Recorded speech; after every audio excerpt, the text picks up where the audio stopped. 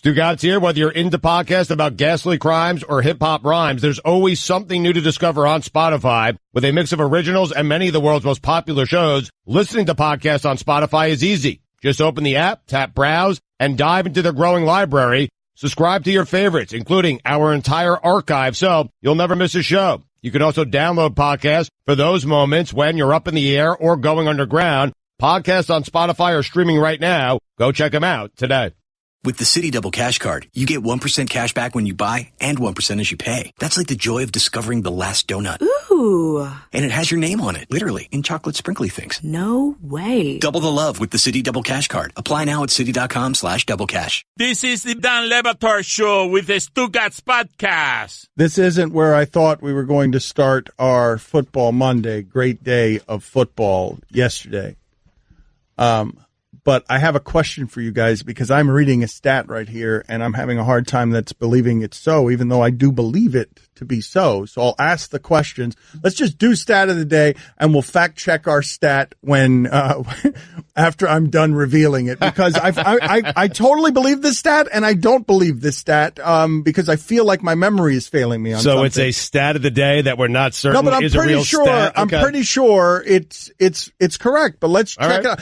One of the reasons I'm questioning it is because it comes from @EvilAndyDalton. Oh. And I haven't had time to sort of check my sources on that. I think that needs vetting. Yeah. Yes. Well, let me explain to you very clearly. I don't think it needs vetting, and pretty sure is always good enough for me. Okay. All right. Well, okay. Very good. So not exactly a journalistic principle we could all live by, but let's just play the short stat of the day intro so that we can gather ourselves real quick. Start of the day, it is the start of the day. Start of the day, it is the start of the day. Start of the day, it is the start of the day. Start of the day, it is the start of the day.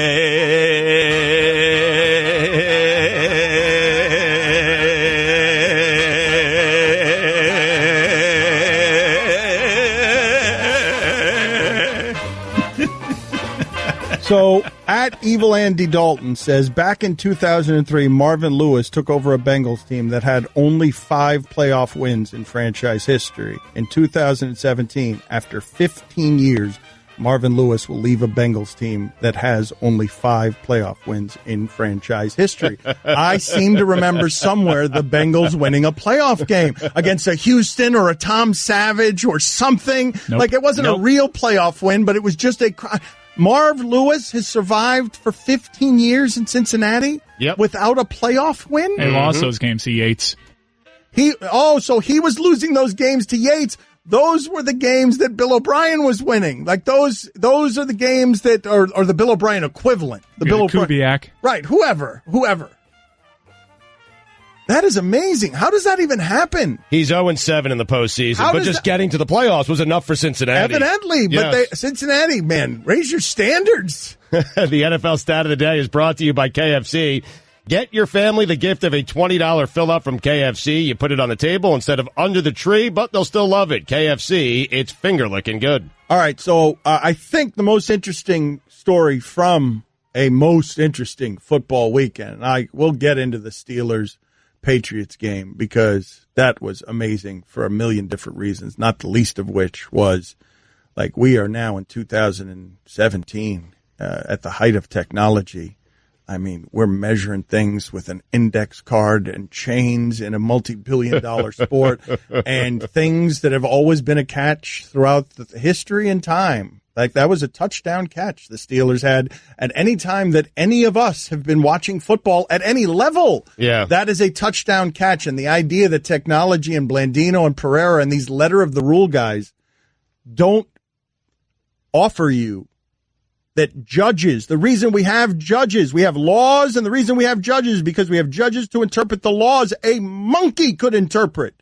A monkey could adhere to the letter of the law. Common sense. The reason we have arbiters is so they can apply common human decency to law. That was a touchdown in any time that any of us have been watching football. I mean, refs got it right, but the law stinks. Well, I mean, the rule just absolutely I know, but stinks. your arbiters, you okay, fine. You either need better laws or better arbiters, but what you can't have is a game of that magnitude in a collision sport where it's acquisition of real estate through violence. You can't have the rule book deciding stuff that's nonsense. You also have inconsistencies in the rule book where if a running back just gets it over the plane, it's a touchdown. But a wide receiver just gets it over the plane, and it's not a touchdown. But here, we don't need more rules with our sports. Like, we don't need to make this stuff so microscopic that we miss the macro. What's pretty striking is that for what felt like 3 minutes, Nance and Romo are talking about a review and wondering aloud. They're saying it's obvious. They're saying, I don't even know. This is obviously a touchdown. For 3 minutes, they don't even know what the refs are looking at. They don't even know what the refs are looking at. And they had me for 3 minutes looking at the knee to see, well, wait a minute. Does he have to be touched if the knee is down? No, He doesn't have to be touched. That's college football. Like, that's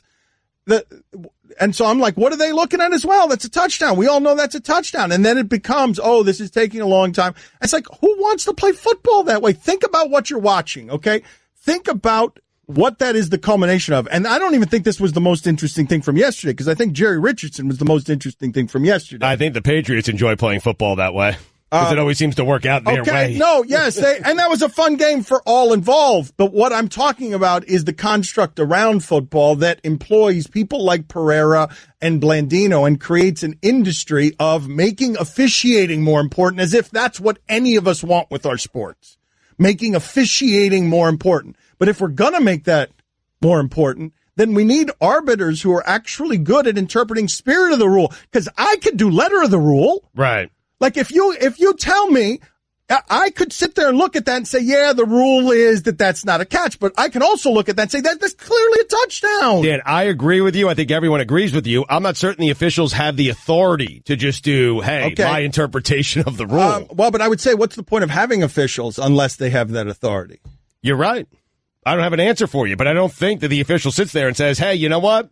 I think that's a touchdown. Forget about the rules. I think it's a touchdown. I'm going to give him 6 points. You can't do that. Well, that game was fascinating for a lot of different reasons. But again, I will say to you this. Think about what we're talking about there. We are talking about the culmination of a game through 13 weeks. This game is violent real estate acquisition. It's acquiring real estate through violence. We've seen 13 weeks of that. That team in its skybox had a guy that we thought that fight for those inches, we thought it paralyzed him very recently. That you would have these guys crawling and scraping with their bodies, risking brain damage for the inches of that real estate.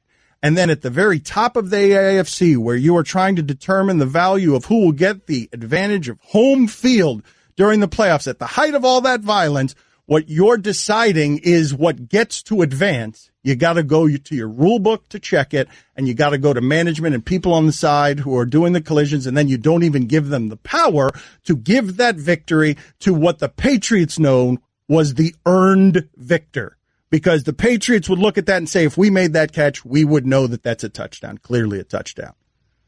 And that's what I'm saying. Like, it's really deeply unfair to the the people involved with this, that's what we've done to sports. Because you know what we've done to sports? We've gotten the technology to such a place that we've turned these important officials into all these golf narcs that we don't like. That looked like a touchdown until we started inspecting the rules. It looked like a touchdown to everybody in the world who has ever watched football. Right. I don't know, man. I hear you. I don't know if I just want to leave it to the interpretation of a 67-year-old man. I just don't. And that's fair. It's going to work against my team one day, and I'm going to be very upset about it. But what I'm telling you is this stuff is so arbitrary that later that night in a different game that Dallas needed, you left it to the judgment of another 67-year-old man with an index card measuring with chains to see if that real estate acquisition was 1 inch more or 1 inch less. So you're trusting the judgment of the 67-year-old person sometimes, right, to decide games. So let them decide the games. Let them decide the games in the way that's most obviously fair. Now, he's saying that was a reaffirmation of what the guys up in the booth had already told him. He said he just used that card to reaffirm what it is that they told him. You understand what I'm saying? It's fun, Dan. It was a laugh out loud funny. He was laughing at it. They're measuring with it. The index card's not ridiculous. Any more ridiculous. The fact that we're measuring with a chain gang in 2017, when like I could be sitting on the moon drinking a beverage watching this game because of the technology, and this multi-billion-dollar industry still has things being decided when they in tennis can do it with radars from the sky. I could watch that game soon from Mars in the comfort of my own living room. With technology, I will be able to summon a servant with an app that brings him or her to me, and I got a 67-year-old guy down there with an index card and a couple of buddies who are carrying a chain around trying to measure for the deciding victor when people are risking paralysis and brain damage? All right. Enjoy your Sunday. Don Le Batard. Bouquet of gardenias. Hashtag hot hashtag erotica. Stugotz. Dimitri, what is bouquet gardenia? I collect the heart, and then I log out, right? Off the Kurt Rambis' account. This is the Don Le Batard Show with the Stugotz on ESPN Radio. Download from the James Brown account, Dimitri.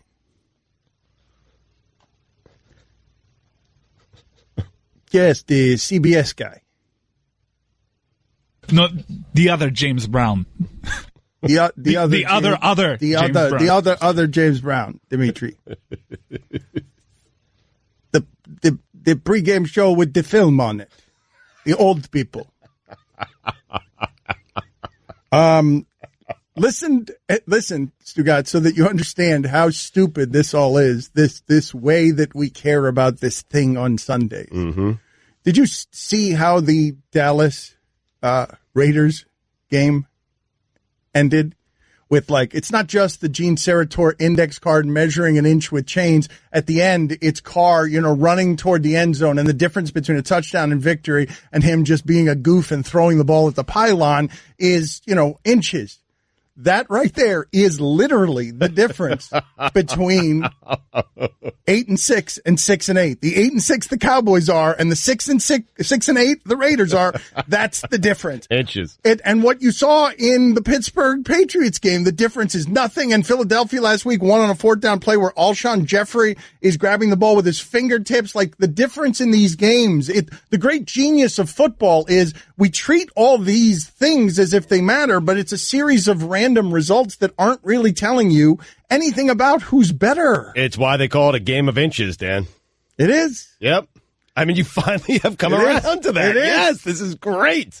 What a landmark day in show history. It is. It is a game of inches. I mean, think about those games we saw yesterday. Yeah. The difference between the Steelers and the Patriots is that the real difference is, and the real amazing thing is that Tomlin's got Antonio Brown, he's got Le'Veon Bell, he's got Ben Roethlisberger, and Belichick keeps beating him with Rex Burkhead. Who's hurt, by the way. Right. Yes. But what I'm saying is the fact that those teams are equal and that we often think the Patriots are better is the greatest indictment I can make of the non-blinking Mike Tomlin, who tells you to be tough in every way possible, except when he's got the ball in the lead late and he goes conservative with all the skill talent in the world. Because he's shriveling against the fearless Belichick. That's amazing. Just shriveled. Yep. Everyone's shriveled. Like Ben Roethlisberger. With a Hall of Fame quarterback, by the way. No, but that Hall of Fame quarterback shriveled too. At the end of that game, when it became winning time, when it became the very last thing you have to do to overcome everybody, the officiating, the Patriots, everybody, Ben Roethlisberger made a play the same way you or I would have tried to make it. Just straight stupidity. And it's how you or I in that situation, while urinating ourselves, would have also made that dumb play. And it's a play that Pete Carroll had his team make against the Patriots as we determined value on that day. Yep. And it's very rarely something that happens against the Patriots when at the very end of the game, it happened to the Falcons last year where at the end of the game, because they've been in that situation so many times, because Brady has thrown 300 passes against the Steelers without an interception before yesterday, and because he's now got, do you know what the number of his game-winning drives are? Do you know what the number is? 54, 50 51. Man. Like Romo was looking at that number and was like, is that right? Is that number can't be right. Right. And Romo had plenty of those. I think he's just behind Peyton Manning, who couldn't win the big game, by the way. I think I might be willing to grant you guys, for all I say about coaching, we overestimate the value of coaching, right? Brad Stevens can't win anything meaningful until he gets his players, even though we know he's a good coach. Right. Eric Spoelstra, we know he's a good coach. He can't win anything meaningful until he gets good players. Now, Dan, they told, according to Roethlisberger and the reporters, Ben wanted to take a knee, and the guys were in his headset saying, no, do not take a knee, throw the ball. Like, they were trying to get the No, throwing the ball is fine. Throwing the ball there is the dumb thing. You're not going to fool the Patriots at the end of the game with anything you do. They're not idiots. They've been in those situations too many times. Well, been in those situations. After the game, the Patriots said they practiced that just about every single day. You mean clock it. There's no way with no timeouts we're telling him to take a knee on third down. Right, no, spike it. Spike it is what he meant. Yes, clock the ball and just take the field goal. And if they were telling him, go ahead and throw it. Not that. Don't throw that. But all of the late game situation stuff, like think about the Pittsburgh Steelers, because they were cowards at the end of that game with the better people on the field.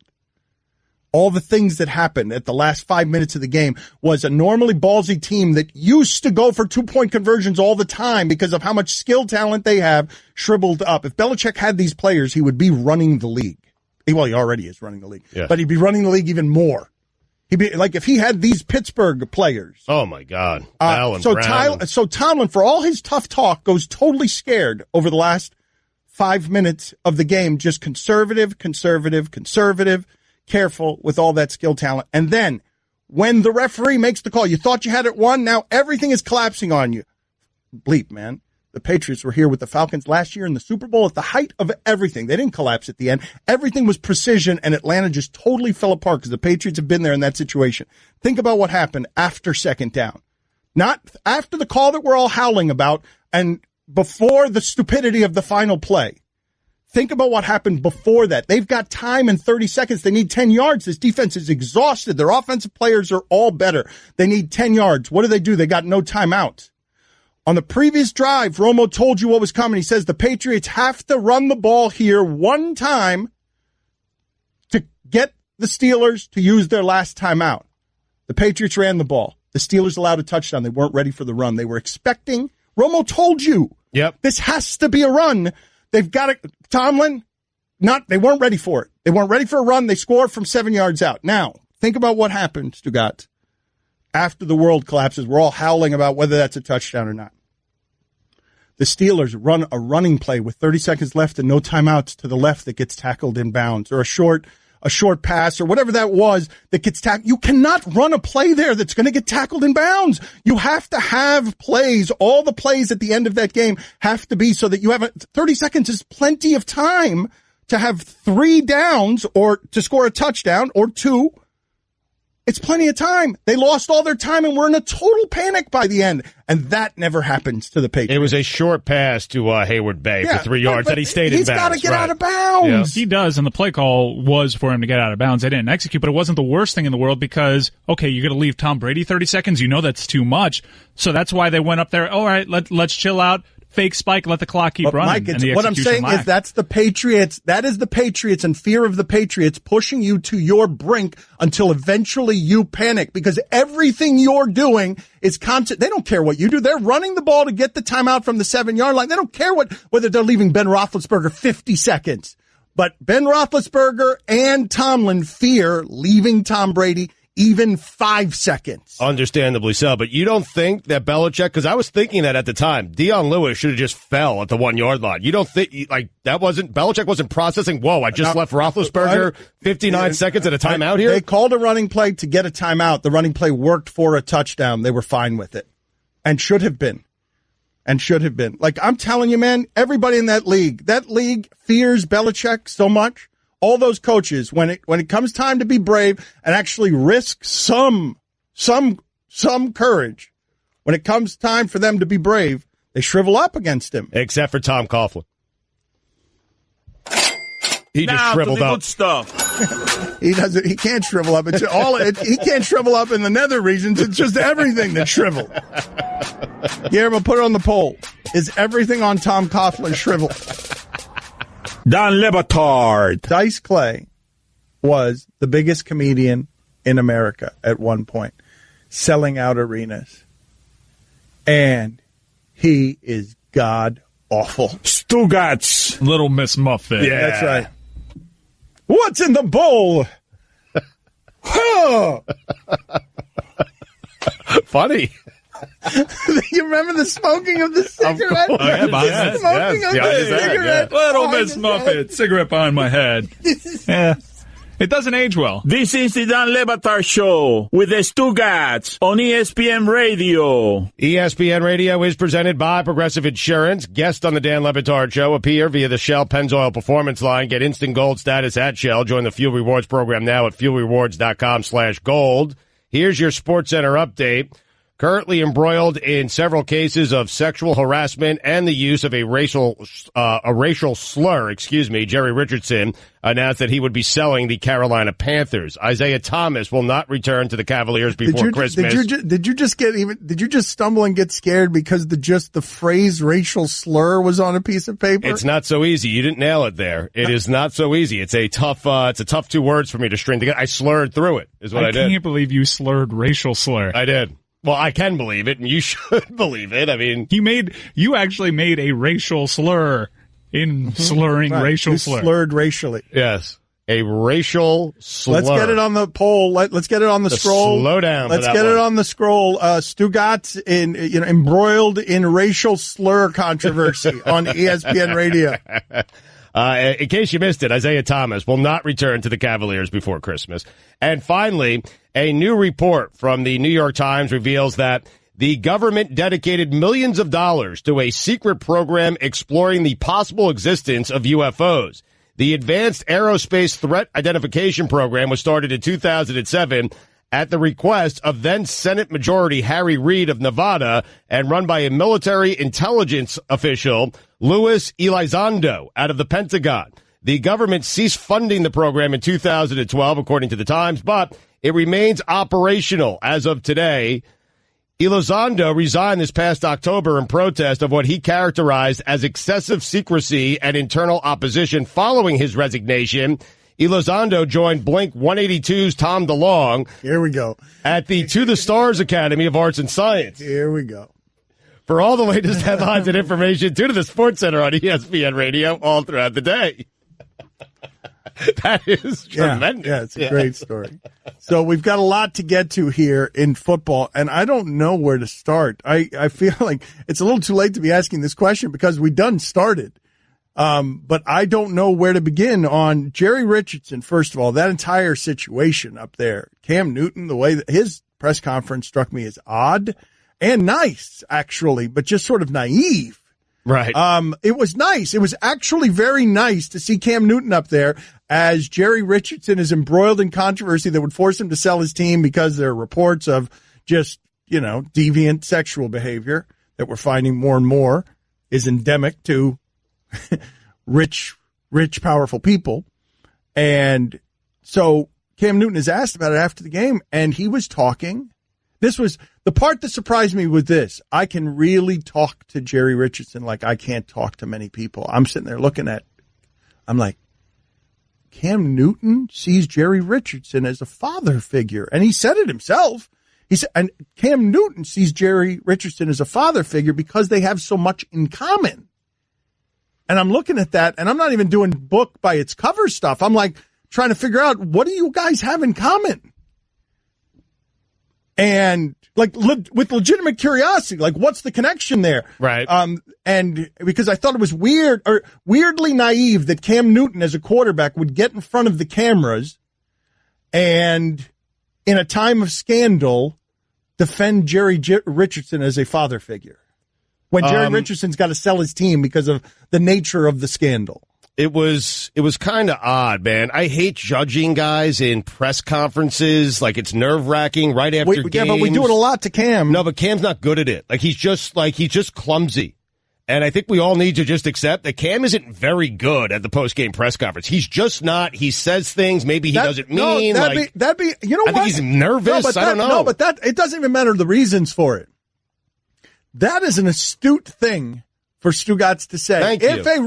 If someone in sports can't do something because they're physically not good at it, everybody wanted the Cowboys of Jimmy Johnson to be running more screen passes because their offensive line was so good. And he's like, we're not good at screen passes. I'm not going to run screen passes, just get the ball to Emmitt Smith. That's not something we're good at. If we were to just get to the point where it was like, you know what? Cam Newton, press conferences and social stuff. We need to just ignore him. Like, anything that happens over there, he's just not good at it. Right. Like, he's not good at the social stuff. He's not good at the press conferences. Just don't listen to him. Don't ask his opinion on heavy things because that's just not a strength. It's a weakness for Cam Newton, even though he looks like he's strong at everything. I know everyone's doing optics when someone like Cam Newton says, I can relate to him in a way that would surprise you. There is something there because I was struggling to find the connection point. Jerry Richardson was actually a player in the NFL. No other owners can say that. So he can relate to his players on a level that other owners can't. There you go. And clearly he was doing things socially that the players who, dabble in misogyny were doing, like Jerry Richardson. They were calling him Mr. They were calling him Mr. It's Mr. Richardson. That one, Draymond Green got me thinking about that one the other day in a way I never thought about it when he was like, get the name owners out of here. Owners, right. Conjures, plantations, and slaves. But and this is not specific to Jerry Richardson, although when Cam Newton is calling him Jerry Richardson, the Mr. feels different, or can feel different. Sure. But we do this with rich people all the time. Why do we do that? Why do we afford the rich people all the time the Mr.? The owners are referred to all the time as Mr., as if they're better than us. Are we referring to Jerry Jones as Mr. Jones, I guess? No, in his workplace, I'm sure he is. I'm saying that all of that stuff lopsides people, and next thing you know, they feel like they can tell women how to wear jeans and that, I want to shave your legs. Like, that's how it happens. Like, if everyone around you, if you're lord of your surroundings, you are the benefactor, you are giving money to all, you are your own economy, Jerry Richardson, and everyone around you, even bleeping Cam Newton, refers to you as the illustrious Mr. Jerry Richardson. Yes, Mr. Richardson. Not even Jerry. Yes, he's saying he's a father figure. I don't refer to my dad as father. I don't refer to him as Mr. He says he's a father figure, Mr. Richardson. Why do we do that one? I don't know.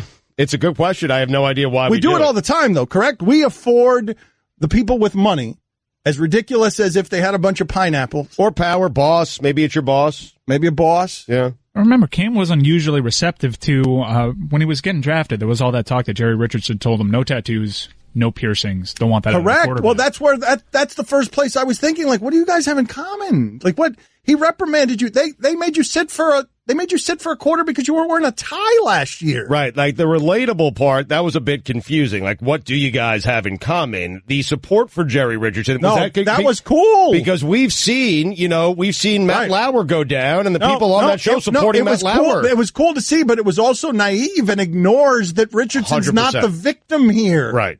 Considering how receptive Cam Newton was to that advice from Jerry Richardson at the very start of his career, maybe there's something going on, and I think Cam sort of articulated it as such as, this guy taught me how to be a professional. Oh, but I was a kid going into Mike, my job. I think you're seeing everywhere, though, people forced to deal with human frailty in a way that's uncomfortable and that we could all learn from. Thing happens in sports, we all rush to judge. And then Sarah Silverman is there to tell you, hey, Louis C.K.'s my good friend. There's a human being there. Jerry Richardson sells with a racial slur and some other controversy, and Cam Newton's there to tell you, yeah, but this is the relationship I have with him. This is a little bit different. And so it just becomes muddled in a way when your friends and the people you love are humanized and the people who have been victims don't care to have them humanized. If you've been the victim of sexual assault, you don't want Cam Newton up there humanizing Jerry Richardson, but Cam Newton's going to want to humanize Jerry Richardson because he loves Jerry Richardson. Totally agree, Mr. Le Batard. I ain't got time to bleed. How ridiculous. I don't think anybody calls me Mr. I'm only going to call you Mr. Le Batard. Anybody in my life ever calls me Mr. Don Le Batard. See how quick he is at slithering around things? Good. Like, yeah, you are good. You are a master liar. Stugotz. Like, you are a genius liar. You are like the Einstein of liars. This is the Don Le Batard Show with the Stugotz on ESPN Radio. Lane Kiffin has a bowl game tomorrow night. Lane Kiffin is our college football guy, our college football analyst, because he's dirty like us. So Lane's going to be here. He says things. He's going to be here in 10 minutes. Yes. And he says things, and it'll be fun. I'm wondering if you guys think of this at all. And Guillermo, how close are we to having the useless sound montage ready? When do you think you might have that ready? We could probably have that ready. If Lane's at 11, we could have it by 11:15. All right, so that's coming up. Stugotz's weekend observations are coming up as well. But I'm just curious, do you guys ever have this happen to you while watching football? And I enjoyed the hell out of yesterday. Yesterday was a really fun football day. But do you ever ask yourself, when we're doing all these arbitrary measurements, where there's no difference between 6 and 8 and 8 and 6, and people are being injured, and much of what you're watching is largely random. You know, somebody's going to get into the bottom half of the AFC playoffs who doesn't deserve to be there, and Philadelphia maybe was good enough to win the Super Bowl, but can't because somebody got hurt, or might not because the wrong guy got hurt. Right. Do you ever think to yourself while watching this? Because I saw this yesterday. We were hyper-examining yesterday. I don't even remember what game I was watching. It was the Carolina game, Carolina-Green Bay game. Okay.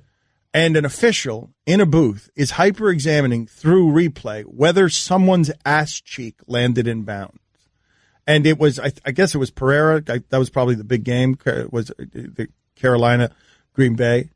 That was I think that was the national 1:00 Fox game. Okay, so but did you see the analysis that I'm talking about, where we're zooming in from every camera angle, multi-billion-dollar industry, and we're analyzing, we're hyper-analyzing whether someone's right butt cheek landed in bounds or out of bounds. Do you ever look at that situation as you invest more and more into your Sundays and say, God, this is so dumb? Yes. Like the way I'm doing this is so stupid. I have, but here's the thing. When I didn't have it, I wanted it. It's a strange thing. Like when I didn't have replay, I didn't have them examining every single little thing about the game, like whether or not that was a catch last night in the Steelers game.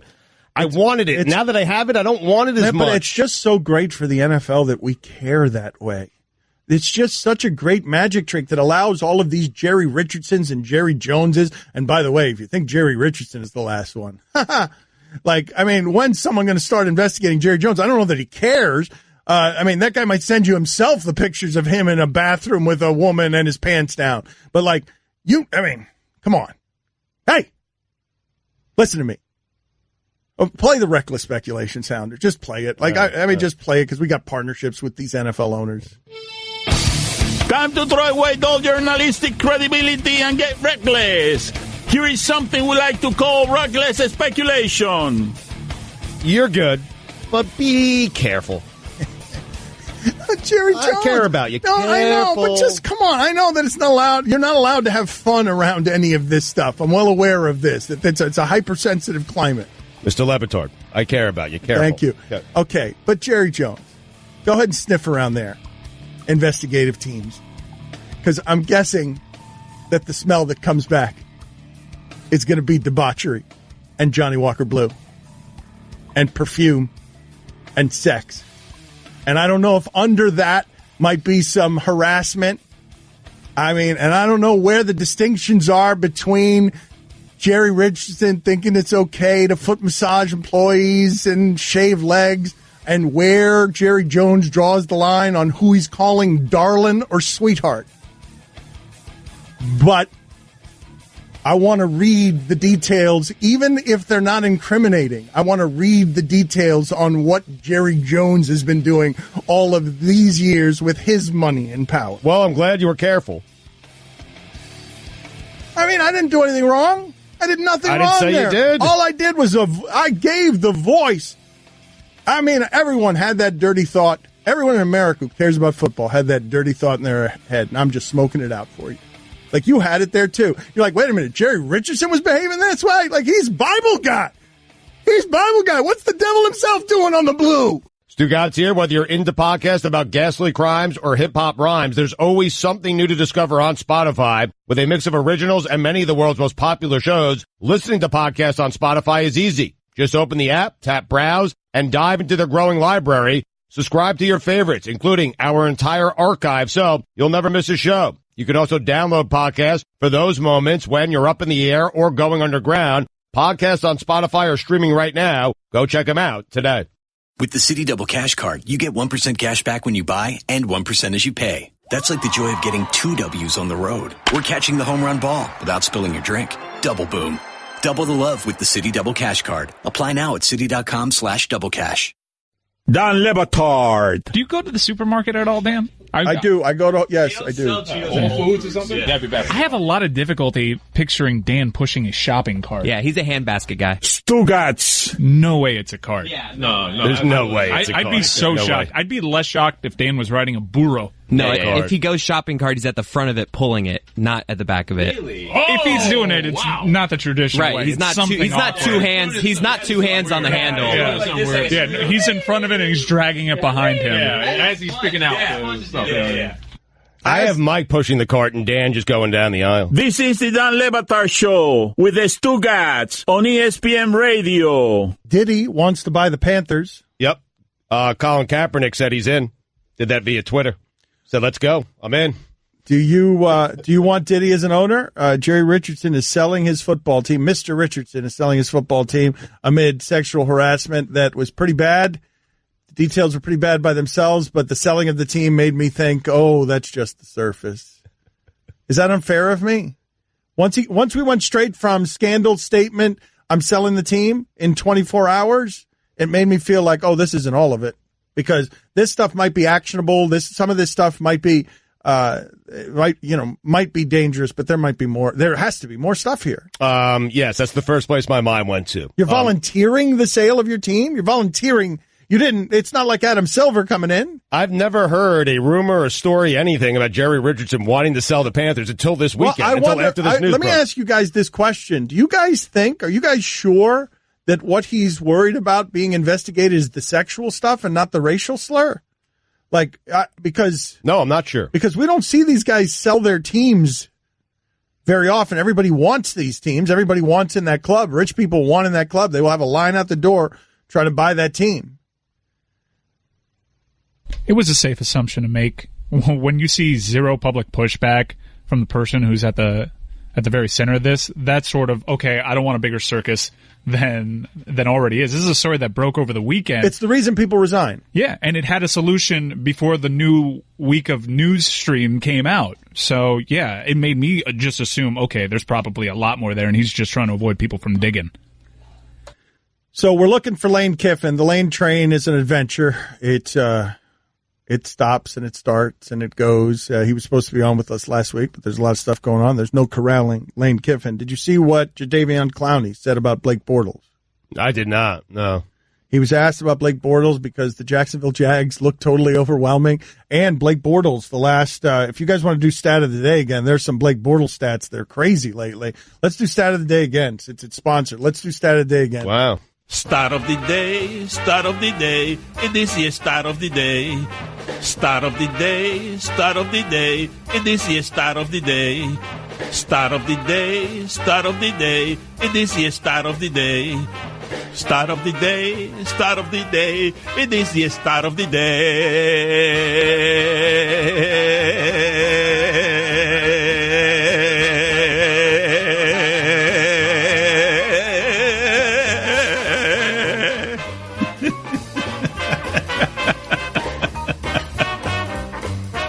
Blake Bortles over the past 3 weeks, 71% completion rate, 903 passing yards, 7 touchdowns, no interceptions, an NFL best 85.4 total QBR, and a 3-0 record.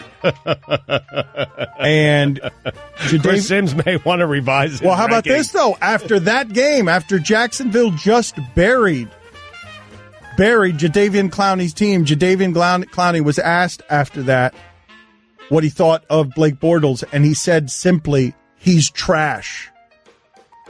He's trash. You just lost by 6 or 7 touchdowns.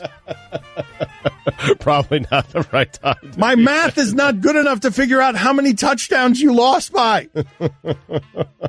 Did you see, Guillermo, we have trouble getting sound. Mic'd sound is difficult. Mic'd sound can be difficult to get from the NFL sometimes. But did you see, Stugotz, the back and forth that Clay Matthews had and Cam Newton had? It's one of the coolest things I've ever seen in the NFL, in any sport for that matter. It was just such a great interaction with those two. I love how relaxed Cam Newton is on the field. I love that he is always smiling And if you don't know what this back and forth was, did they grant us the sound or did they not grant us the ability to use the sound? This is the version that we can play. Okay. It's not great. All right, that's fine. Allison, what's going on with Lane Kiffin? Before we play that sound, what's going on with Lane Kiffin? I mean, he... Okay, very good. That's enough. Thank you. No, that's good enough. The I mean was enough. That's fine. Thank you. Good. Hopefully we'll have... The I mean is everything. The version we're about to play, we have to play the version that went out over the Fox broadcast. So you'll be hearing Troy Aikman and Joe Buck speaking over this, and it's not the clean... All right, I'll explain what happened here, but let's play the audio for the people who haven't heard it. Christian McCaffrey with 8 touches on this drive. The only reason he didn't get it on the last play was because he was on the sidelines. But they've got him in the game now, right alongside Cam Newton.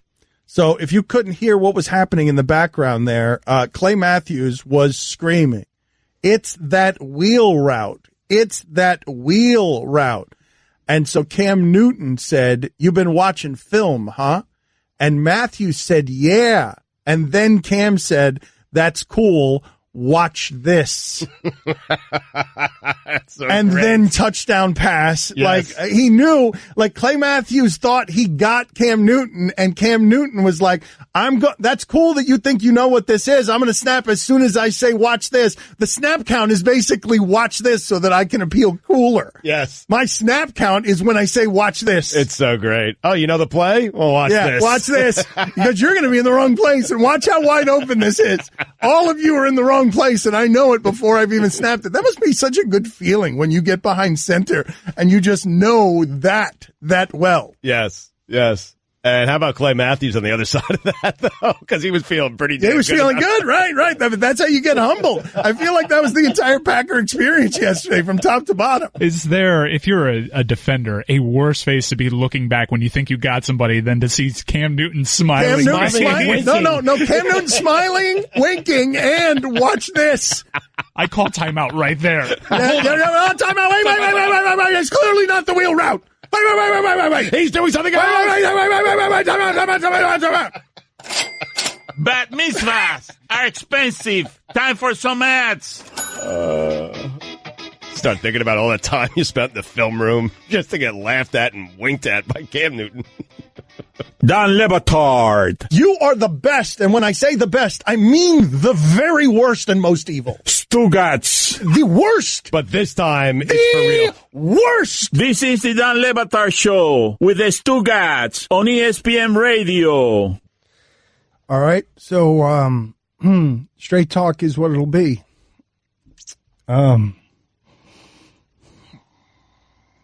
The president of ESPN has resigned. And sent out a statement, and I'm sorry. I just want to know that he's okay.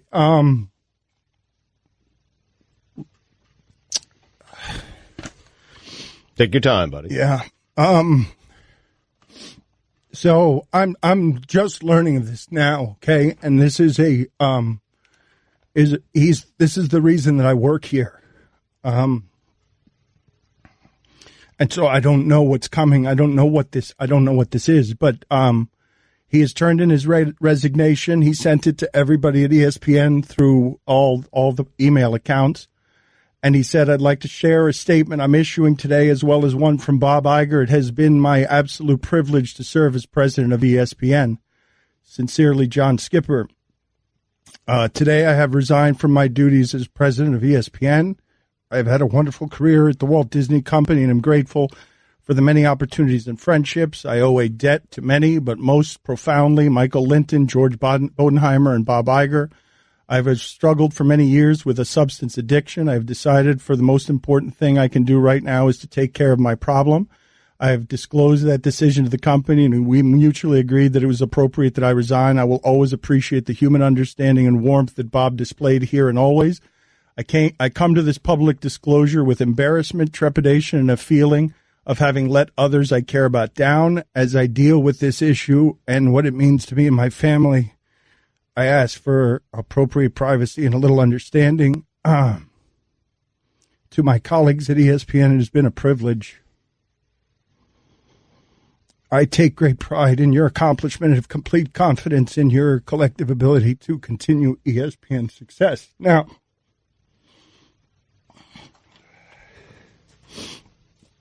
I know I look like it and sound like a fool right now. But I want you to understand something, and I don't know what's coming. Like, I don't know if this is, I haven't talked to him, so I don't know how he's doing. And I care about him, but just so that you understand, this person has created everything that exists here at ESPN for us. And he did it because of how he cares about minorities and their causes.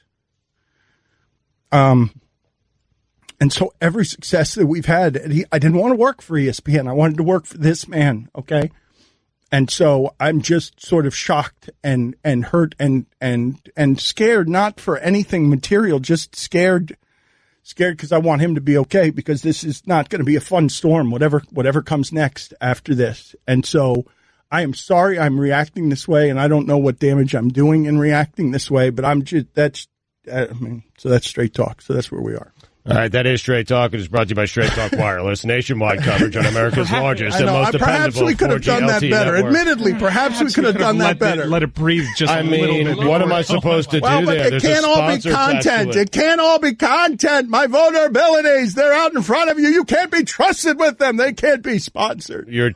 That is brought to you by Straight Talk Wireless, nationwide coverage of America's largest and most dependable 4G LTE network. Your tears are my content. I'm crying. So many people are going to make fun of me for crying. That can't be sponsored. It is brought to you by Straight Talk Wireless, nationwide coverage of America's largest and most dependable 4G LTE network. We can't laugh around these things. This is human pain. You don't mock human pain. I'm suffering. Dan's Pain is brought to you by Straight Talk Wireless, nationwide coverage on America's largest and most dependable 4G LTE network. Is everything for sale around here? Even my dignity. Can I not make a single solid, profound point without you putting a sponsor on and trying to cash in? Dan's single profound thought is brought to you by Straight Talk Wireless, nationwide coverage on America's largest and most dependable 4G LTE networks. Batard. Stugotz lies so much, and he doesn't take inventory of his lies, that even when he's telling the truth, we don't believe him on anything. What's wrong, Stugotz? What are you objecting to? I mean, listen, I've done this to myself, so I'm frustrated at myself. I'm not going to lash out elsewhere because I understand why everyone would think that I was the one who did this. But I am sitting here telling you guys that I did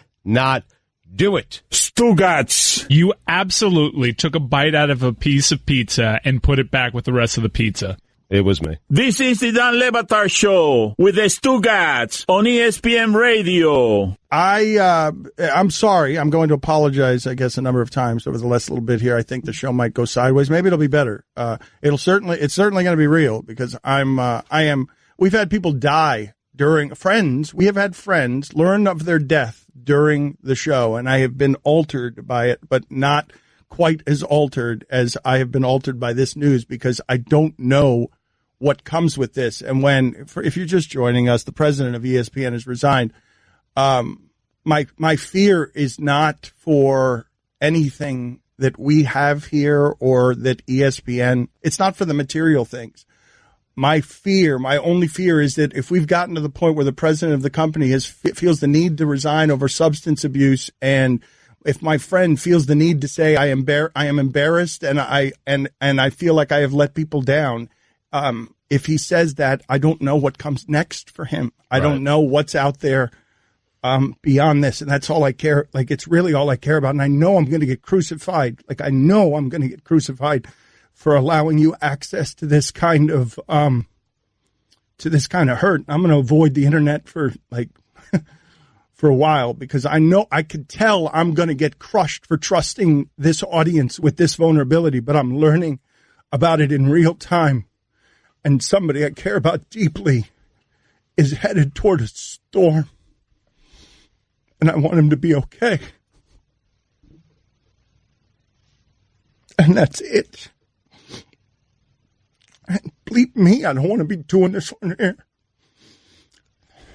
God dang it. Let's go to the useless sound montage. So this is, Stugotz, you just do it, please. All right, let's go to the useless sound montage here. Well done. We put together a bunch of meaningless sound that is only meaningful to the people on this show, and we play it back for you every week. You know, every game counts in this league, and they're all big. Trying to get hot at the right time. You know, every game from here on out is a playoff game. You know, you got to play a game at a time. You can't look forward to who's after that or anything like that. So just play game by game, week by week.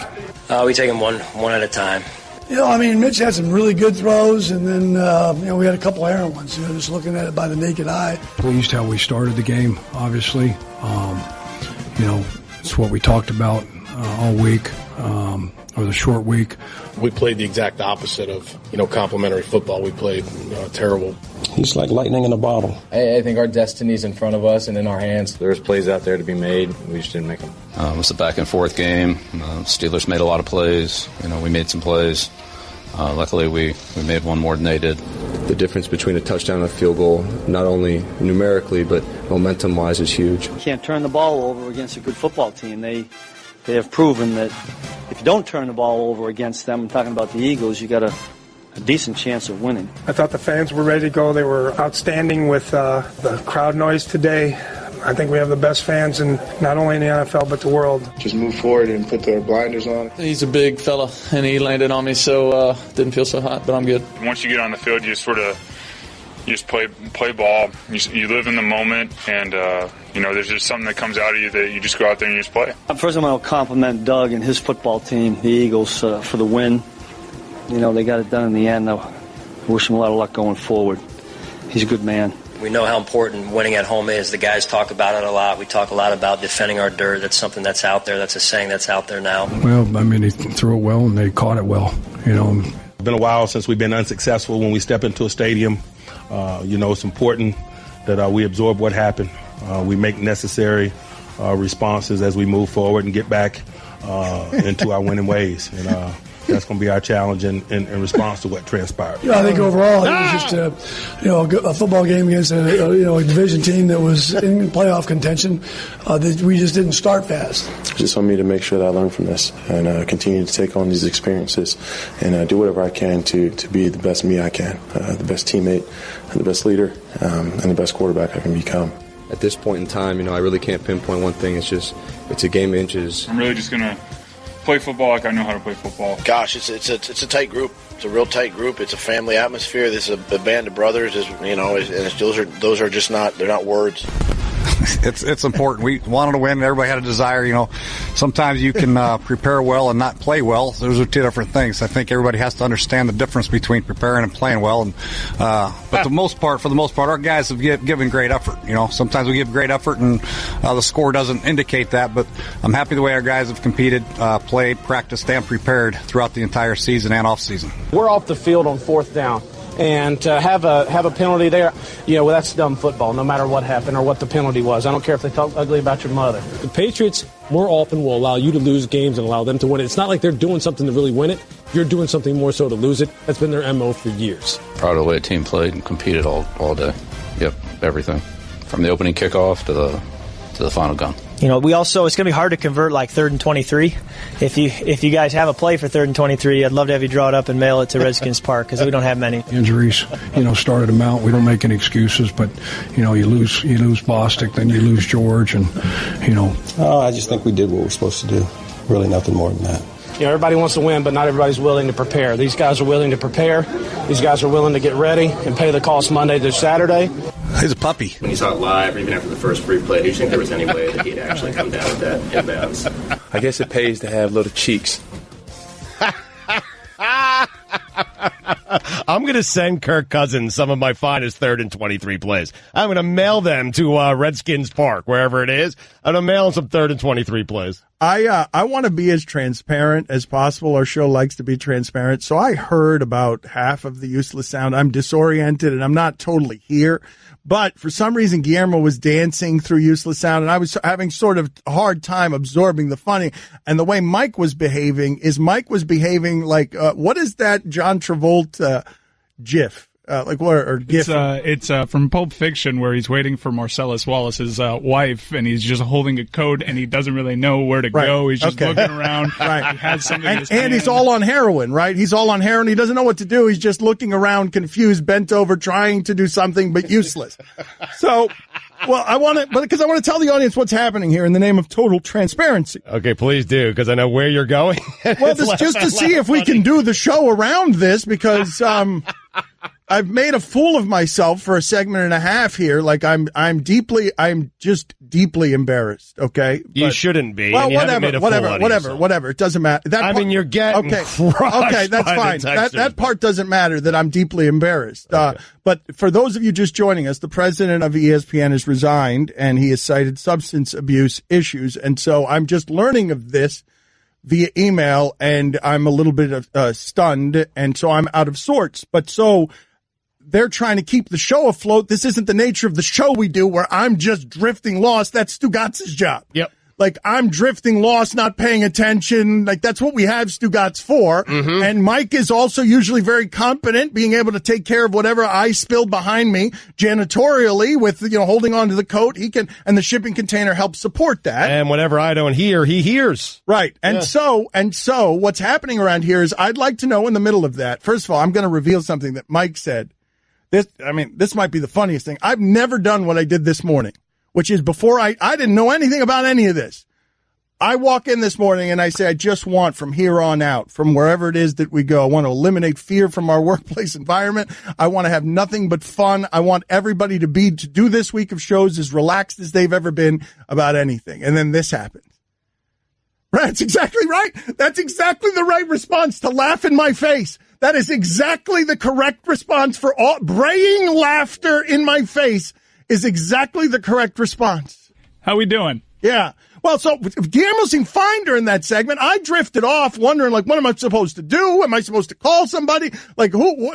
I've never lived with more fear, but then I heard John Fox's voice, and it brought me back. Happy. Yeah, it brought me back. And it made you happy. Yes. Well, here's the thing, right? And so I'm scared, and I'm scared for a number of different reasons, but one of the reasons I'm scared primarily is, my friend, it's a real human, it's my friend stuff, but then compounded by, bleep, I just made a fool of myself on the radio and trusted a whole bunch of people who cannot be trusted I just gave them all the ammunition in the world because the internet's forever. And in the middle of that, Guillermo is dancing, and he is dancing to the useless sound montage. And is it because I told you when I walked in here that I wanted you guys to be maximum relaxed? Well, I don't even like dancing. I hate dancing. It's embarrassing to me. But I figure if there's someone dancing, the camera will get that over someone not reacting whatsoever. Oh, that's so kind of you. Yeah. That's kind of you. Yeah. So you were bringing the cameras over to you dancing so the cameras wouldn't take my tears, turn it into content, and then Stugotz would turn around and clearly sponsor my tears. My tears are always sponsored. My vulnerability is all sponsored. Yeah, brought to you by Straight Talk Wireless, nationwide coverage on America's largest and most dependable 4G LTE networks. So you were dancing you were, it's like you were providing cover for me. I actually I wish we had sparklers so I could just light sparklers and keep distracting over here while you were crying in the other room. We work on South Beach Club, essentially. We can bring bottle service up here, and we can make it more festive. Okay. I was Amazon priming a piñata. I don't know what to do. There isn't a handbook for this, and I feel like John Travolta. Oh, no, there is. It's John Fox's voice. I mean, it is medicine. Jay, I got to be honest, though. Jay Gruden was a little medicine in there, too, when I heard his voice sounding a little bit confused, sort of explaining the pearls of Jay Gruden wisdom. I caught those at the end. He always seems to be confused. Yes, his public comments are all confused. Guillermo, because I didn't hear most of it, what were the highlights of the useless sound montage? This is a good one not to hear. Oh, wasn't that good? The highlights are always John Fox. What were the highlights? But what was John Fox, if you had to pick one sound to replay, which one would you go to? Because usually I handle this stuff. I will find what the funny thing is and lead the conversation, but I'm distracted because this is a vulnerable time. I like the interim coach for the Giants, Steve Spagnuolo or whatever his name is. Spagnuolo. I hope he comes around again, just because he seems out of he seems lost, completely lost. He keeps praising the Eagles for some reason. Yeah, he always always comes around again. He'll be back at some point. He'll be back. Yeah, Spagnola's going to be an interim coach as a mummy. It was in 200 years. It was good to have Put him that back. on the poll. Put that poll on the poll. Is Spagnolo going to be? What is his name now? Spagnola. That's a fine. That can't be a fine. What do you mean? And tone issues, too. Put that on the poll. Is Spagnola going to be an interim coach for somebody 200 years from now? Don Le Batard. Guillermo, you were here throughout the entirety of that. We talked to them for an hour. What did you think? You guys were listening. What did you guys think was the best thing in there? Stugotz. You weren't listening. Okay, I mean, good talking so much to you. going on. Okay, good talking to you. You weren't listening. Excellent work by you again, as always, Guillermo. You brought it strong, as always. This is the Don Le Batard Show with the Stugotz on ESPN Radio. All right, so we're going to keep trying to do our show, although I don't know exactly how we're going to be able to do this, because Stugotz was saying during the break, should I even be doing weekend observations? And I'm saying to myself, like, let's just do the show. Let's do the show. That's it. I'm vulnerable. I'm not right, but let's just do the show. And so I want to do weekend observations, and we will do it during the next hour. But what I think is funny about Stugotz and Stugotz's inner turmoil and just how self-interested Stugotz is. Before you get there, I was just throwing that out as a suggestion because they're not very good this week. Well, wait, that's not even the most embarrassing thing that's going to happen in this segment. Okay. Like, I know that you're trying to get out of weekend observations because you didn't work very hard on them, and you just threw a bunch of notes, a bunch of feces at Mike and tried to get him to organize them. Why don't you pull up the email I sent you this morning? Why don't you pull up the email that Mike Ryan sent you just this morning on how your weekend observations were sent? I don't want my level of conflict here. Do you realize that I've ended up in the same situation Cam Newton was in somehow, where I'm sitting here? Cam Newton is defending. He's defending. You did a better job than Cam did. I don't feel like I have. I feel like I've done a worse one. I feel like I've done a worse one. No, you done a tremendous job. Because Stugotz, in this climate, you have to be very careful who you trust with vulnerabilities. You've done a great job, Mr. Le Batard. So we're going to get to weekend observations, but this is actually what happened, and I'm not kidding you when I tell you that these are back-to-back sentences inside the Stugotz, and he doesn't take inventory of what the feelings are. He doesn't see it as plainly, transparently as anyone else in the world does, but this is how it actually happened. Mike, these are two back-to-back sentences from Stugotz during the break, and then there's a third sentence that I'm going to come over the top on, and you're going to be like, I can't believe that this is how cutthroat he is. Let me think back for a second. I know the third. You just said, we were just talking about John Skipper, who just resigned as president of the company, and you just kept repeating over and over again, I feel awful for him. I feel awful for him. And so I'm sort of sinking into my stuff, and I'm listening to him. I feel awful for him. And then the next thought I hear, I have a great friend who would be a great replacement as president of ESPN. It was the next thought. And then the next thing that came after that is, do you think I could ever be ESPN president? Right. I mean, maybe they'll go to my friend if I turn down the job, right? Like, that's how it happened. Like, there's an opening. But first, it's like, I feel so bad for him. Well, I do. It's like watching football on Sundays. Oh, look, I feel so bad for that guy. His spine hurts. Hey, there's a new guy running in the same place where the old guy was. But you got to move on while still keeping that guy in your thoughts. Like Ryan Shazier went down, and the Steelers eventually, once they got over the shock, they moved on while still feeling badly for him and having him in his thoughts. You got to move on. Right. That is where self-interest resides. It's not exactly where human compassion exists. I do feel terrible. Right. No, but I'm saying, like, John Skipper's been nothing but great to me. But here's the thing, though. Here's what I would say is the distinction. I do believe that you think you feel terrible, but I would say that that's somewhat diluted when your next thought is, and who's going to be the next president? Like that. I could see how you would arrive at that conclusion. Mean painted such a vivid picture about what goes inside Stugotz's head, how it's just a factory of like 15 mini Stugotzes and a conveyor belt with thoughts. So he sees you, actually feeling bad for John Skipper. And so he feels the need to also feel bad. So all 15 voices are, say you feel bad, That's right. That's exactly say you feel bad, Say you feel bad. Say you feel bad. Say you feel bad. But there's one voice. What about us, though? Yes. What does this mean for us? What does this mean for me? There is one guy. Yes. You could be the next president. That's it, yes. Oh, yeah. No. It goes, no, give him your friend's name. Give him your... And then, no. What about... No, wait. Why would I give my friend's name if I could do it myself? Hold on. I want to recreate this with the shipping container, okay? I want you guys to be the 4 Stugotzes. Chris, Guillermo, Mike, and Roy are the 4 Stugotzes in his head. Now, there are more Stugotzes. There are 15 Stugotzes, and they are the factory line of workers. There's a foreman Stugotz. He's keeping the thought that everything. There are 15 Stugotz working in concert to get the thoughts to Stugotz's mouth. All right, so let's do this in order. The 3 thoughts. Okay. Saying you feel bad. No. I don't want to do it in order. I just want them all shouting. I want all because it's chaos in there, right? They all want everything. They address me as Mr. Gotts. Make sure you guys do the same. Right. Okay. So now I want to recreate however that would sound like. I want you to imagine we're going to take you well deep inside of the head of Stugotz here. This is secret access nobody gets. This is wired for sound. You thought I was intimate and vulnerable in previous segments. This is deep inside the belly of the beast. We go now inside of the head of Stugotz as the president of ESPN publicly resigns. Ooh. Wow. It looks sad. Say you feel bad. We have to be sad, too. Is this real emotion? Dan? How do I process this? How do we feel bad? Say you feel bad, too. Do I cry? Do I cry? What about us?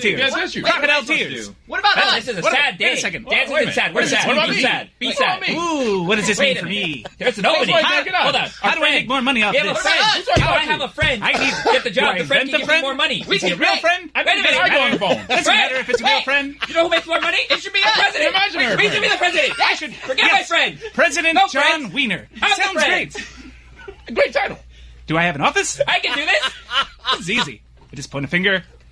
This is great. Get Argo on the phone. I have people I can delegate to, right? How's Dan responding to this? We're great. Is it good? Eisner. Does he think he'll back me up, right? What does the president really do? Just a title.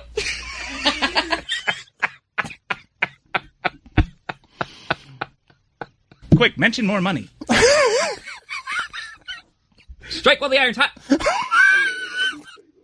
I love that they all sound like John Lovett. I actually heard all these things in my head. I know. These Stugotz thinks we're acting. That's real.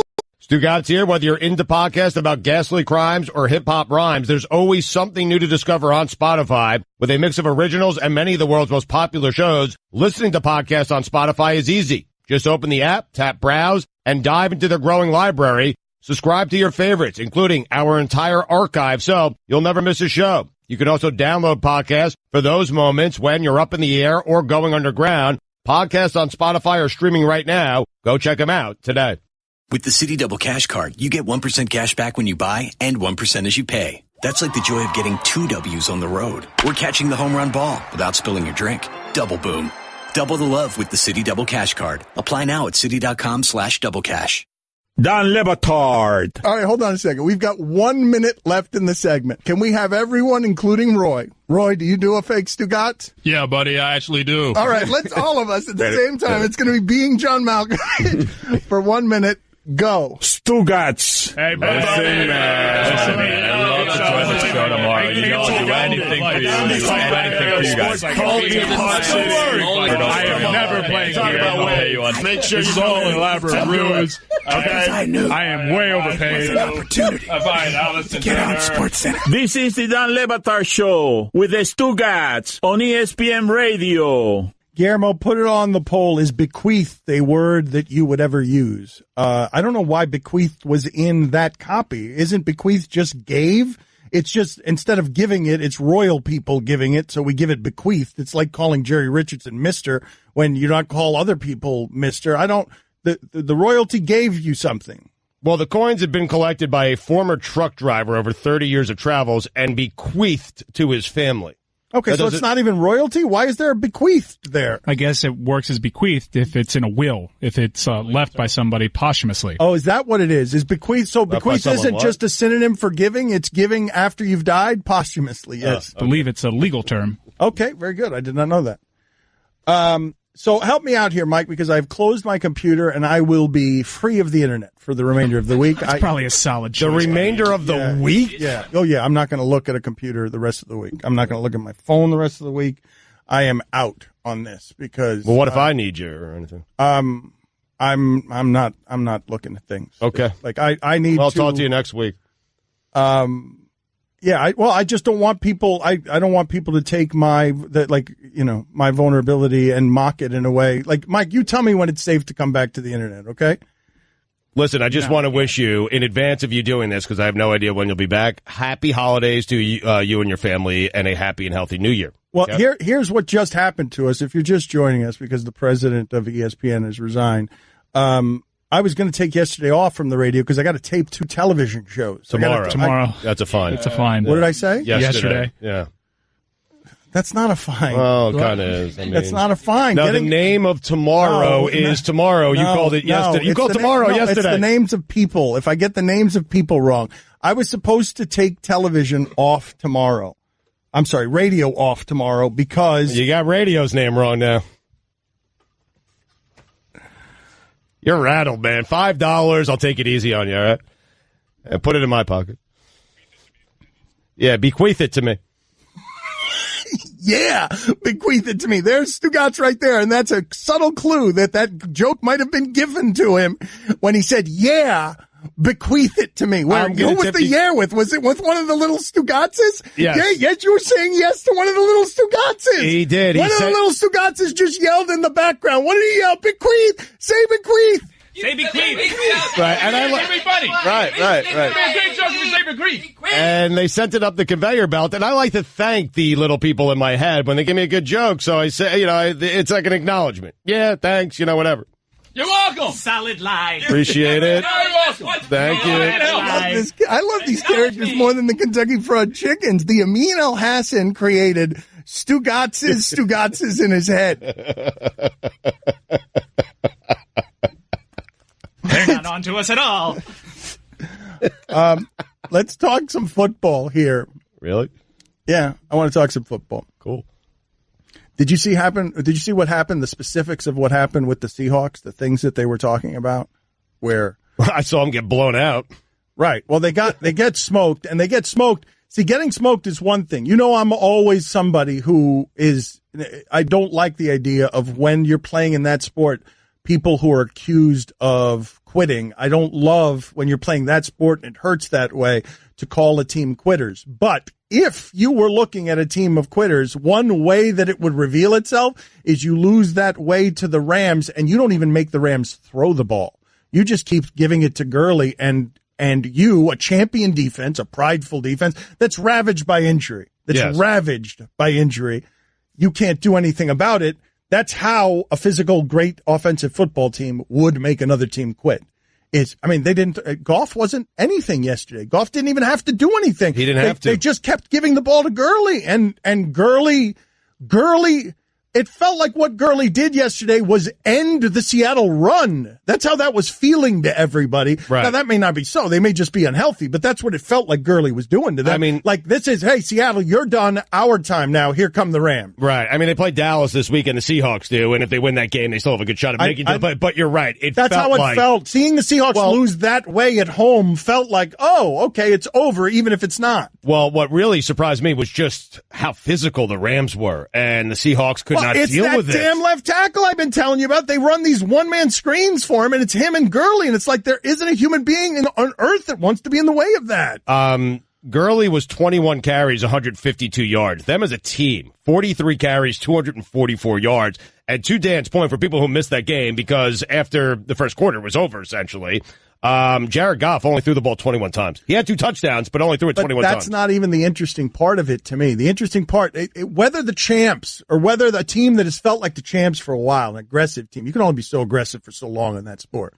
Ray Lewis is a damn miracle because you will expire the same way you run. Your defense will expire the same way your running back expires. You can't play that way and not sustain injuries. But what I thought was most interesting about that Seahawks-Rams game yesterday is Earl Thomas saying afterward that Bobby Wagner shouldn't be playing, and Bobby Wagner getting mad about that.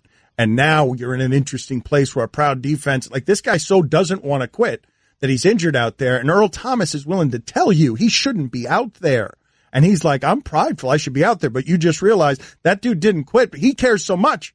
He cares so much that he won't quit, even when he should, and the result is the Rams run all over you because they're healthier, and this time of year, if you are healthier, you are better. But that's strange because that defense, right? Like, you view them as such a close bunch. They've been together for so long, have done so much winning together, and now it's starting to splinter a little bit. They were splintering when they were winning too. Remember, Sherman and Bennett have had their that's the danger. One of the great things, one of the things that makes me feel like that's the most fascinating team in sports is, man, that caged fury looks great when Pete Carroll is winning with it. But when you lose with it, it looks like you have no control over anything. And That's what he got at USC. That was the trade he made with his soul at USC. Here's all the winning. You can have all the glory. And he got all the glory and he caged all that fury. But when it's losing, or when you get caught doing the bad stuff you had to do in order to let the program get a loose enough grip that it welcomes the kind of recruits that might be on the edge, might be feel a little dangerous, might mean compromising some academic standards or some principles that have you buying Reggie Bush a house. Like, you cage all of that, and then when it's winning, it looks like you're a genius who's got it under control. Right. When it's losing, it looks like what it did yesterday, which is like, oh, these guys don't respect Pete Carroll enough to play for him. Even as one guy is out there and he shouldn't be out there, and his teammate's telling you he's too injured to be out there, and he's getting mad about the idea that his teammate is telling you that he shouldn't be out there. The Seahawks will be back. The problems are pretty identifiable, and as long as they have that quarterback, they're going to be good as long as he's good. Well, they need the defense to be good. Yeah, but for this year, that window closed for this year, and they closed it. The Rams did by doing what the Seahawks used to do. Well, but I'd be careful about loving that quarterback and that offense too much, just because we've seen him running for his life for a while, and the things that happened to them yesterday were on both sides of the ball because they didn't do anything offensively either. I'd like to build around that guy, though. Right? No. That's fine. But what I'm saying is, yes, I'd like to build around that guy too. But what I'm telling you is that guy might look a lot like something you've seen before, as opposed to Russell Wilson feeling unprecedented. Mm-hmm. If his defense wasn't so often carrying him to places where we can see him play like that.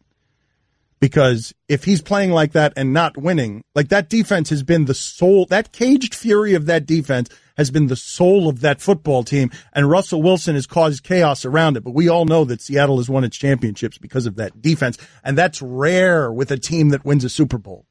Like, when a team wins a Super Bowl, we are in a rush to give the credit to the quarterback. I sort of had a moment of clarity as I was watching that game for a little bit because there wasn't much reason to watch that game. What we've been seeing all season with that offensive line being so bad in Seattle, Russell Wilson somehow making very difficult things look easy. Yes.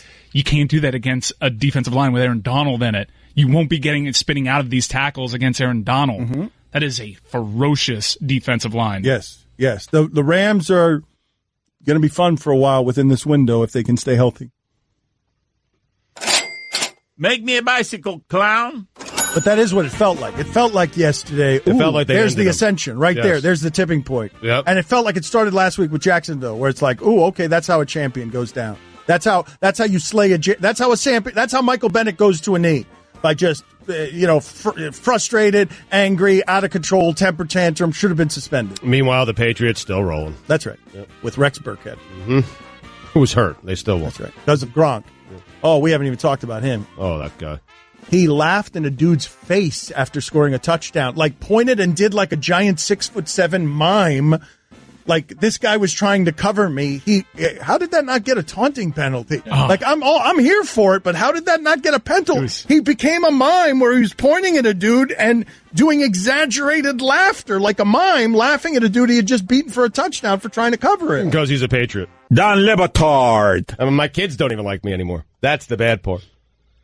I mean, the one thing I had was my kids, was my twin girls, and they are mortified by me, by my mere existence. Stugotz. I mean, I went in that lake at camp over the weekend, took the shirt off, stuck the stomach out as far as I could, and cannonballed right into that lake.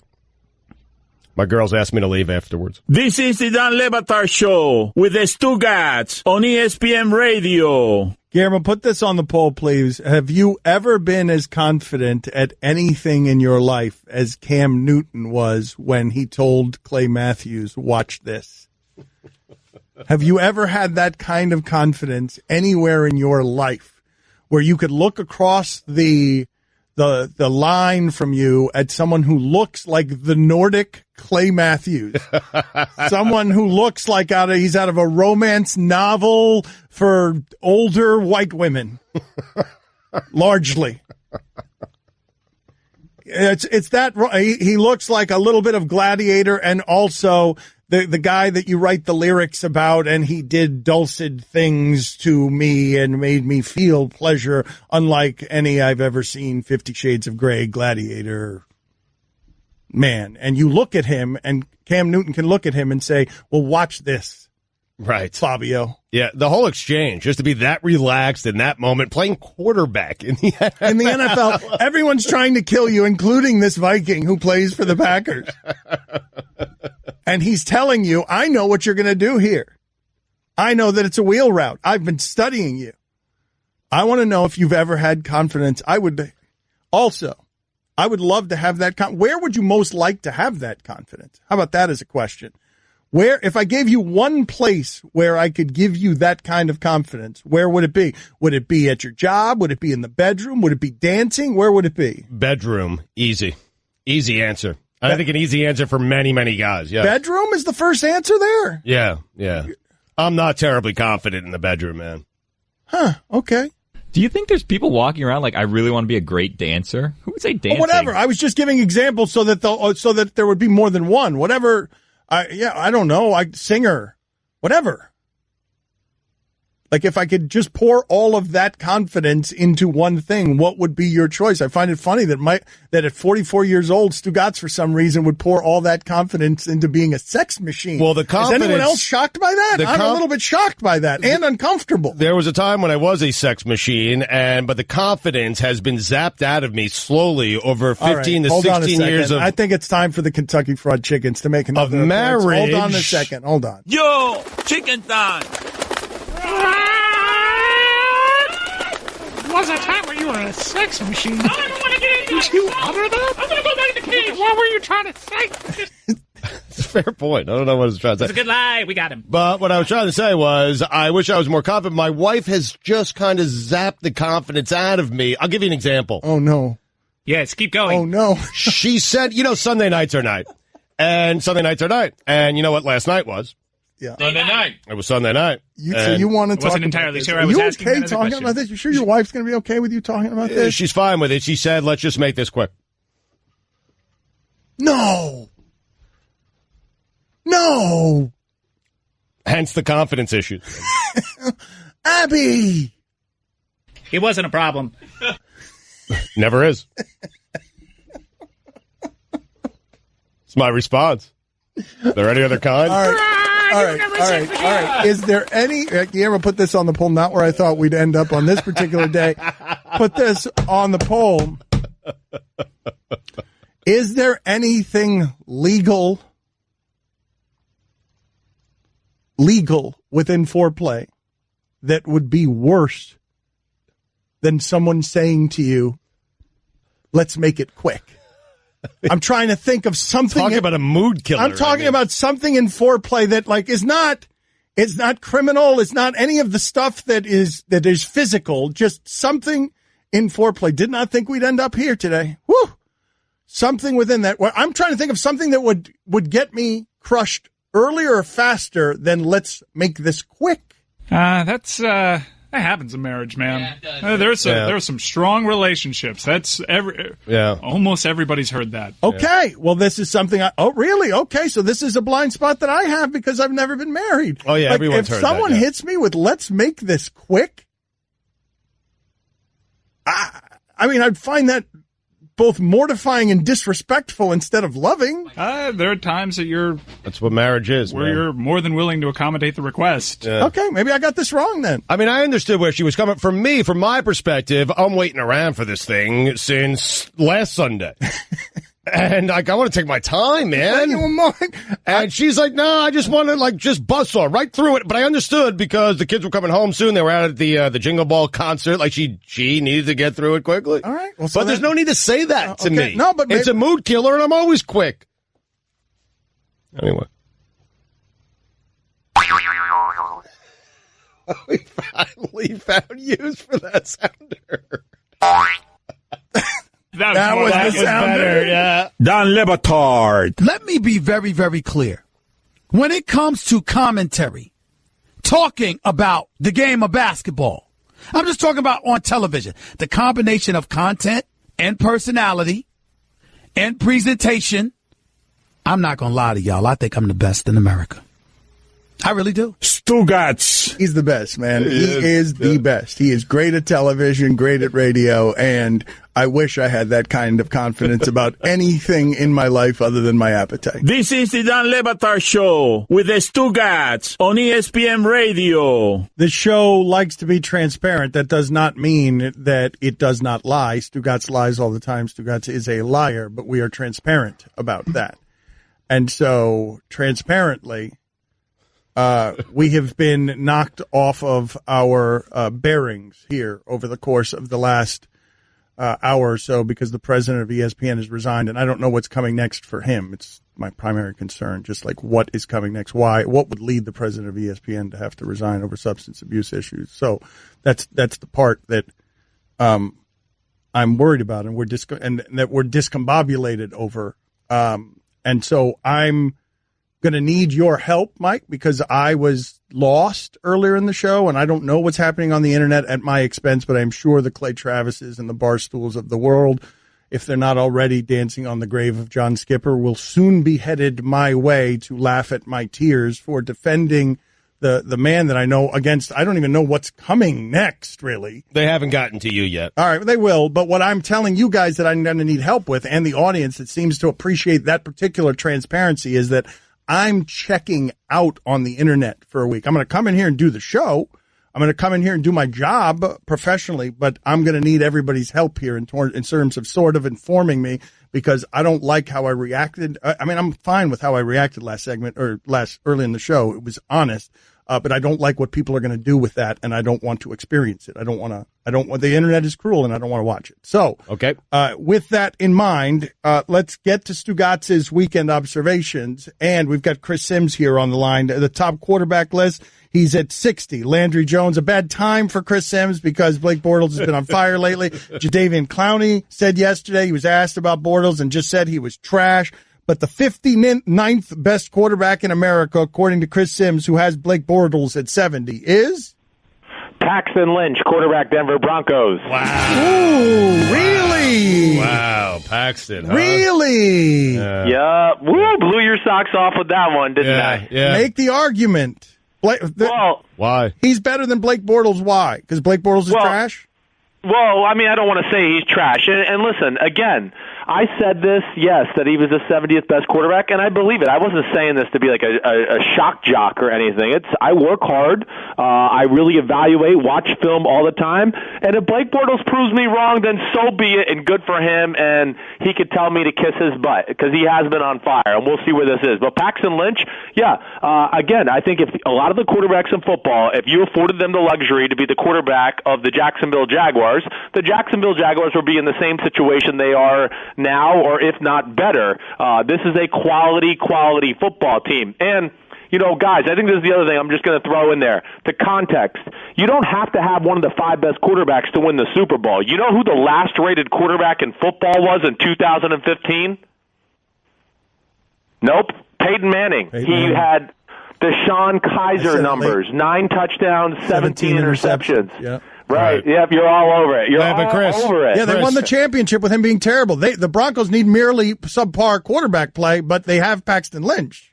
Well, I'm just saying that's what I'm looking at with Jacksonville. And if Blake Bortles continues to play the way he has the last few weeks, they're going to be really tough to beat, and they can win the Super Bowl. They might be able to win the Super Bowl even when he plays crappy. They are one of the greatest defenses I have ever seen, and they're going to be a pain in the butt for Brady, Roethlisberger. It doesn't matter who they face.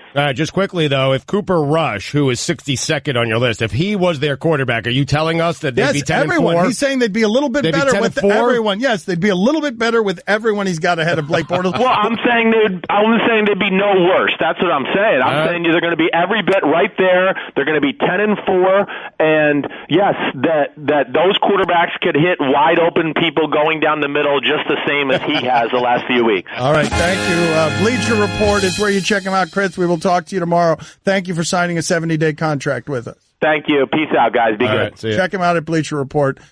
We like him. Now, I don't know why don't we do this? I know that we have the weekend observations and they're sponsored, but how long are they going to be? Because you're not in the mood to do this. You aren't ready to do this. And it looks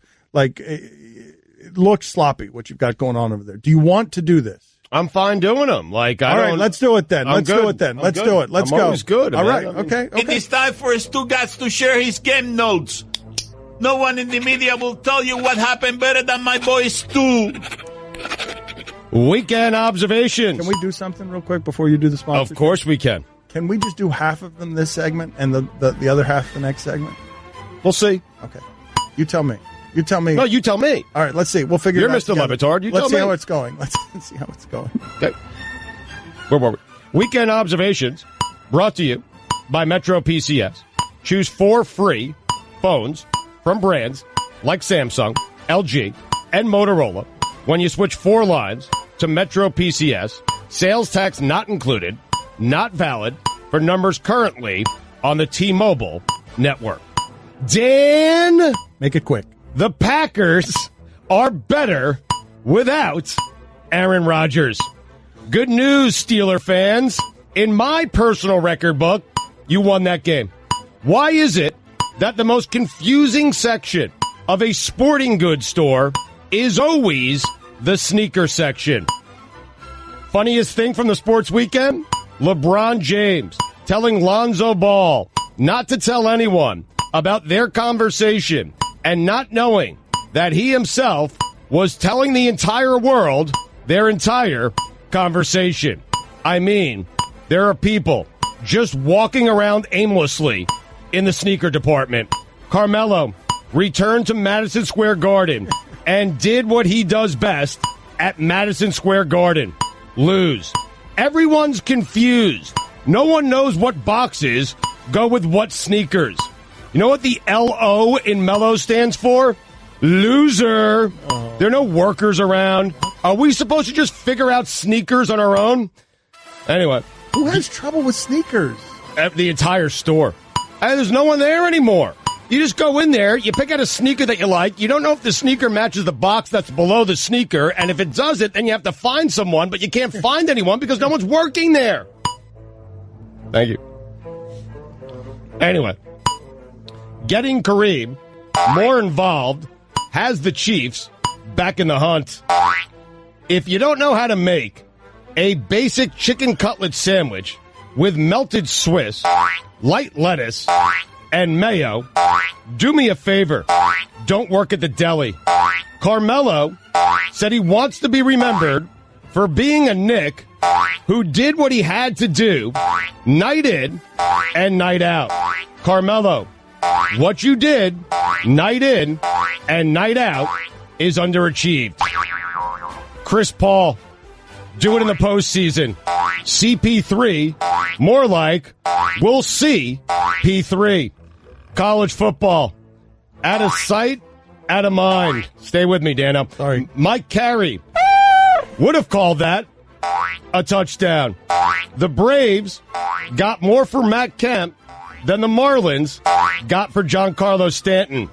Nick, keeping the Eagles in the folds. Jay Cutler has made a number of awful passes throughout his career. None worse than his final pass against the Bills. That's what it looks like when Jay Cutler is cold and wants to go home. If that was the punctuation on Jay Cutler's career, then it was perfect. Marvin Lewis More like Marv Out Lewis. Haven't confirmed yet, but hearing Geronimo Allison still hasn't made eye contact with Aaron Rodgers. Le'Veon Bell, best 2-yard run in the history of football. There appears to be no Foles in Nick's game. I have to do the rest after this. All right, well, then we will go halfway. We'll do it after the... Did I distract you with the boings? Should we go back to the other way? Are you all right? Payday. It's the payday. chicken wing lodged in my throat. All right, have some water. Should probably drink some water. Wow, you have someone read that vibrate. There are some Foles in my game. Stugotz right now is not blinking. And look how bad it feels to not blink because you don't have air. You don't know what to do. Chicken wings do taste good, though. More. So delicious. I think I can finish that. All right, I can't. All right, let me see the bullet points here. I'll do it. Again, blink. This is how it feels. You get disoriented. If you don't have blink, if bad things are happening in your life, you don't have blink, just give me the sheet here. I think I can do it. All right, well, go ahead and try that. All right. Dan Le Batard. Man, you have no journalistic responsibility. Stugotz. Yep, and I love it. This is the Dan Le Batard Show with the Stugotz on ESPN Radio. Le'Veon Bell, best 2-yard run in the history of football. There appears to be no Foles in Nick's game. Things went pretty well without Carson. Makes you feel like you could start poking Foles in Wentz's game. Vince Carter is starting for the Kings. Rams, statement. Dion Lewis should have fallen at the 1. Leaving too much time on the clock for Ben. Very un-Brady-like. If that isn't a catch, I don't know what I'm watching. It wasn't a catch. I don't know what I'm watching. Ben, why? Rare there's a game. Live up to the hype. Pats, Steelers did just that. I've never looked at Mike Mularkey and not thought of Kevin Costner. Great. My wife, Mularkey looks just like Kevin Costner. We've been over this before, and I think I won. We put it to a vote, and I think I won. Great. My wife just asked me who that guy was. The who was Jimmy Garoppolo. Oh, no. Got to give the Packers credit for keeping that game close. Few, if any, teams would be able to survive going from Brett Hundley to Aaron Rodgers. The word I was looking for there was survive. Cam Newton laughing at the Packer defense because they thought they knew the play was the coolest piece of NFL audio I've ever heard. If the only thing Jerry Richardson did was ask for foot rubs, he still would have had to sell his team. They should remake the statue of Jerry Richardson in front of the Panthers Stadium. They should have him shaving the Panthers' legs. Man, the Texans miss Deshaun Watson and Winston Merciless. I'd say they also miss J.J. Watt, but he had 0 sacks. That means he didn't have any. How can you miss something if you didn't have any in the first place? Don't be surprised if the Bulls end up winning the Jimmy Butler trade every damn night. The most consistent thing in the history of sports. Just a machine. I give him a hard time, but thank you, LeBron James. I'm done making bad Nick Foles jokes. I don't have a good hand. I Foles. The Spurs are better without Kawhi Leonard. Just my opinion, but I think we're quickly headed to having an entirely new set of NFL owners. Wait, in 2017, to determine whether or not a team got a first down and ultimately won a game by using a folded up blue index card. If guilty had a look, it would look like Jerry Richardson selling the Panthers. You don't have the best. Oh my God! I lost my train of thought. I have lost it here. Keep I'm going. done. We're killing it. You don't have the Mike. You wrote this wrong. They're your weekend. You don't have to beat the Patriots. Your weekend. You have to kill them. $2. And when you're done, you have to kill them again. That's a fine. If Derek Jeter played football for the Patriots, he'd buy the Panthers, pay himself $5 million a year, and trade Cam Newton to the Pats for a 5th-round pick. Juju Smith-Schuster, so close to pulling off a Hanukkah miracle. For people concerned about the future of polar bears, some good news, there seems to be one roaming around New England doing just fine. Yeah. Death, taxes, and the Patriots winning that game, except for twice to Eli Manning and Tom Coughlin's red, frozen, crusty beak. Vince McMahon is considering rebooting the XFL. Sounds like Art Briles is going to be updating his resume in hell. Dan, those are the weekend observations. Holy bleep, was Gronk great late in that game yesterday. I have snot coming out of my nose. So does Clooney. Let's go ahead and do funniest thing from the sports weekend. Let's go. I do like that. Finally, your John Lovett character from off. Wait a minute. John Lovett was going to do Bad Boys. Lovett sets a fine. Didn't I say? Oh, that's right. You owe $2 for Lovett blaming. sets a fine. I owe $1. It finally got to my mouth. Yes, that's fine. That's fine. It's fine. I will pay $1. You owe $2. What? For your weekend observations, blaming Mike Ryan for them not being right when they're your weekend observations. Let's see if I have some money on it. Oh, unfortunately, I don't. It's Monday. He's got money there. I just saw it. What? That's another fine. We got them. It's a good lie. Oh, I had $2. I don't know where this came from. All right, let's go ahead and we've got funniest thing from the sports weekend, and it's sponsored. Let's go ahead and play that imaging. Hey, people, tell us what in the sport made you laugh hardest this weekend. It is a segment we call What Made You Laugh This Weekend. Ha, ha, ha! Funniest thing from the sports weekend brought to you by Office Depot. This season, take care of business by treating yourself to great tech and furniture from Office Depot, Office Max. All right, let's go. Funniest thing from the sports weekend. Let's go. What do you got, Chris? The Browns. He's